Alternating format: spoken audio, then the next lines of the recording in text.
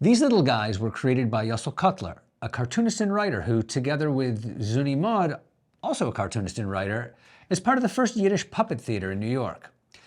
Their puppet theater, known as Modicut, a combination of their two last names, was founded in 1925 and quickly became one of the most popular little theaters on New York's Lower East Side.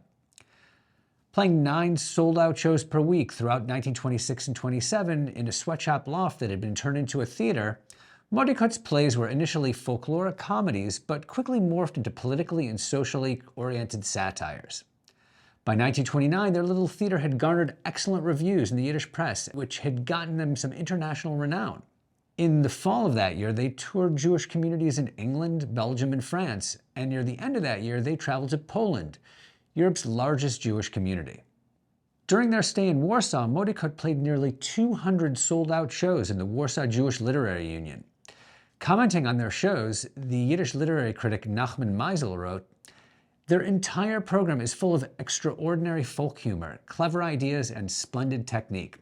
There are truly Jewish wrinkles and gestures, words and mumbles, sighs and groans, all culled from traditional Jewish sources and from an authentically Jewish way of life." After returning to New York in 1930, Modicut created new work that focused more on labor unions, exploitative bosses, and sweatshop organizing, though still through a comedic lens. They subsequently toured the Soviet Union. Playing in Moscow, Minsk, and other locales, they were a huge hit. Jews in the USSR had never seen Yiddish-speaking puppets, and Russian puppet master Sergei Abramtsov lauded their work. After they went back to New York, Maud and Cutler unfortunately split up their act, but they did continue performing separately. The puppets you see here are from that period and were created by Cutler. Among them are 2 Jewish characters and a Russian peasant.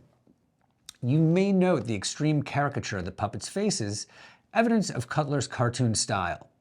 Cleverly crafted, some of the puppets have moving appendages. Sadly, Cutler died in a car accident in 1935. This was considered a terrible tragedy, with many people commenting that Cutler and Maud were the only people on the Yiddish left with a sense of humor.